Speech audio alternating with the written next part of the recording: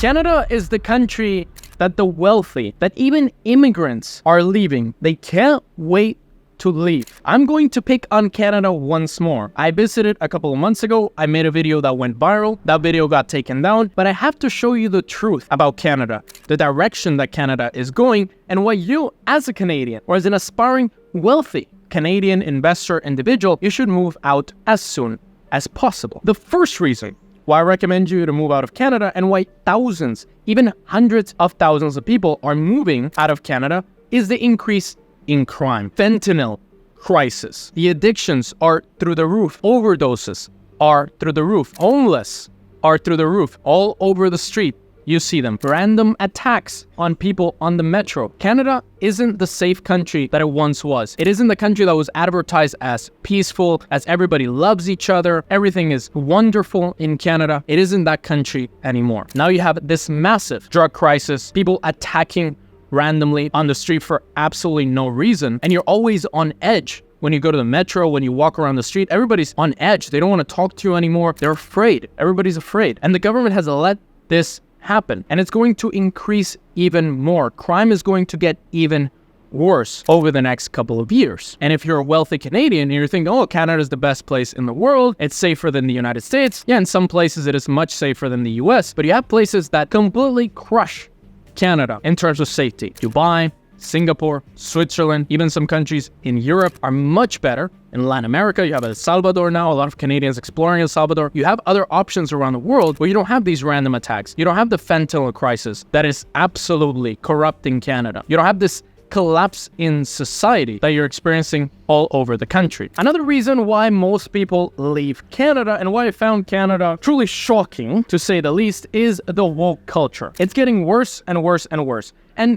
I'm okay if you want to love whoever you want to love. I'm okay if you want to be whoever you want to be. I truly don't care. But in Canada, it's pushed down your throat. You see these pride flags literally everywhere. Right next to the Canadian flag, in every government building, there is a pride flag. There's posters and banners everywhere for pride. They just want to shove it down your throat. They're teaching this to children. So children grow up with these ideologies, so they become trans and woke themselves. And the government is actively pushing for this. They said in a press release to all Canadians overseas, careful with going to the United States because of homophobia, because of hatred towards LGBT people. It doesn't make any sense. How can you be so pro such a small percentage of the population to even tell them don't go to another country, the neighboring country, because they might hate you for being LGBT? It doesn't make any sense. The government is truly pro wokeness, and they want to make as many people possible to follow this woke agenda, to follow this woke ideology, and they will shove it down your throat by putting flags literally all over the city. I've never seen so many pride flags as I did in Toronto. And of course, I have to mention the other reason, which is you're taxed to death as a Canadian. If you want to be a wealthy Canadian, get ready to pay over 50% in tax. If you want to buy a luxury sports car or a nice yacht, get ready to pay a luxury tax. You pay sales tax.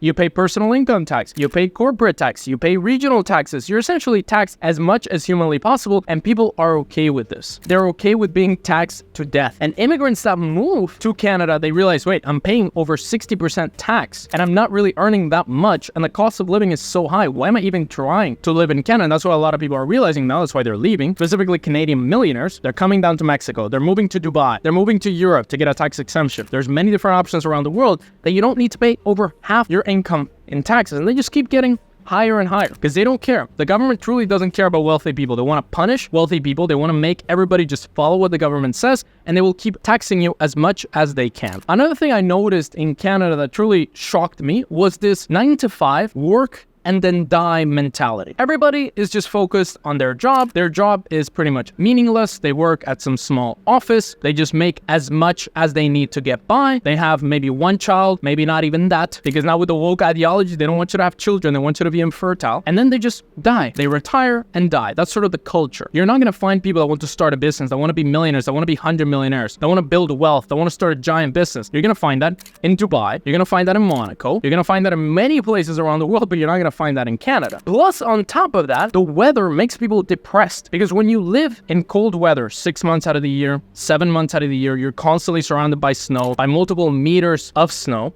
then obviously it's going to affect you. You might like the snow, But if it's 6 months, a year, you're obviously going to be depressed. And most people are depressed. I even went there in summer, and you can see that people are depressed about living in Canada. And you can see it throughout society. People just work, they retire, and they die. They don't think beyond. They don't think outside of the box. They're affected by the weather. Everybody's depressed. And overall, you're not going to find friends and a group of people that is going to motivate you to reach higher in life. Now, one thing that gets promoted about Canada is your amazing healthcare, the free healthcare. Come to Canada and get free healthcare. If you're coming from a third world country and you never experienced good healthcare or medium healthcare and you're poor, then obviously that's going to be good. But for a wealthy person, you have to wait months for an appointment. You have to wait months for emergency cancer screening. You essentially have this lack of personnel and this lack of wanting to help you because they don't have any incentive to help you. All the doctors are moving to America or to the UK to get better wages. And all these people that want this free healthcare are inundating the system. They want more refugees to come. They want more people to flood Canada. And obviously those people are going to use the free healthcare. For what? If it's free, it doesn't mean it's good. So if you're a wealthy entrepreneur, you're a wealthy individual, wealthy investor, and you're thinking, oh, at least Canada has free healthcare. You can go to places like Singapore, Switzerland. You have 10 times as better healthcare. And that's why I use different countries around the world. I don't have one specific place that I use for everything because every country has one thing that they're better than everybody else. I had a great experience in Switzerland, in Dubai, in Singapore, in Spain, many different countries around the world where healthcare is top, and you can take advantage of that while maintaining your home base, your tax residency, somewhere where you pay less taxes. So you're not depending on one government, one country for everything. You're dividing it across multiple places around the world. So if you're tired of the free healthcare, the horrible healthcare, the lack of personnel, the lack of attention, the massive lines to get important screening, go to another country. Leave Canada because you can find an appointment in the next day in most developed, fast, paid healthcare countries. And obviously, we have to talk about it. The horrible censoring government. The government is getting more and more powerful. They want to censor news. They want to censor social media. They want to censor podcasts. They want to make news and podcasts more Canadian. But what that really means is they want to censor what they say. They want to make sure that you're listening to what the government wants. It's really 1984 on steroids. They close down your bank account if you refuse to follow what the government says. If you support people that protest against your government, they cancel your bank account. They close down your crypto exchange account. They don't want prosperity for Canadians. They want to keep controlling you as much as possible, and they want to increase immigration. They want voters. Recently, Canada had a plan to bring hundreds of thousands of Palestinian refugees over to Canada. How are you going to house those refugees? How are you going to take care of them? You're going to tax the population more. You're going to control the population more so they agree with your policies to bring more refugees, more people that are not contributing to the government. Overall, the government is heading in this sort of dictatorial trajectory.